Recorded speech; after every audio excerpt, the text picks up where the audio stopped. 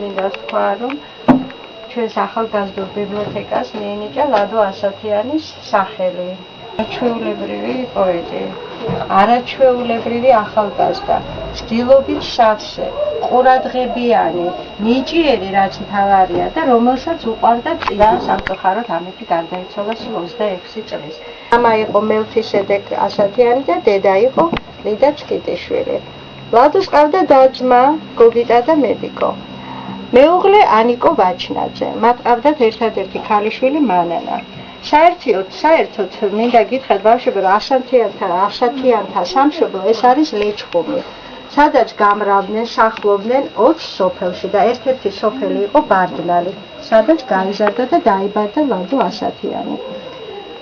ლადოს ძალიან უყვარდა ეს სოფელი, თავის მშობლებთან ერთად და დადასთან ერთად ყოფნა. ხშირად იხსენებდა იქ გატარებულ ბავშვობას და ეს სევდა, სოფლის სევდა მას განსაკუთრებით ძალიან უყვარდა ერთი ხის ქვეშ დგომა, რომელსაც შემდგომ მისმა მეგობრებმა ლადოს ხეჭი შეარქვეს. მოვიდა კითეპრთე ფერები, მოსავალი დაისო, კოლექტივის შველები, აღარჟვაშნე ვაშლები, გადაყრიტმობდნენ დაბიტა დაბუკითა, ახლა ყაყაჩო შემოხვდა, ლამაზი ქალი სუქითა, შემოხვდა შემომანათა, ჩინჩხლები შემომაყარა, ალუჩა ტყემი შემოსლა დაგაზა ფული მახარა, უცხო კაცას დრო შემისქო, შეცხვა და თავი დახარა. საქართველოში იბადებოდნენ და შემდეგ მუდამ წუხდნენ ამაზე. წუთით მაინც დაბრუნდებოდეს ჩვენი ბავშვობა და შილამაზი. თას არ მოიკლავს ქართველი არა, ის შეიძლება ბრძოლაში მოკვდეს. ერთი იმედი ციცოცხლე მარად, გაგრძელდეს მუდამ და განმეორდეს. საქართველოში როცა კვდებოდნენ, უფრო და უფრო წუხდნენ ამაზე.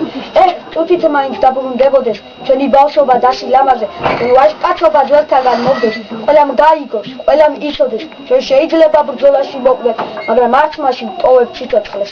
რადგან სიცოცხლე ასე ნავარდოთ, სიკვდილის ყველა კარი დარაზეთ და იმ ბედნიერ დღეს გაუმარჯოს, როცა ჩვენ გავჩნით კარი ქვეყანა. ჰეი, თქვენ არა გველებო, გაუმაძღარნო ომითა, თქვენ საფლავებთან მოსვლა და მუხლის მოდრეკა მომიდა.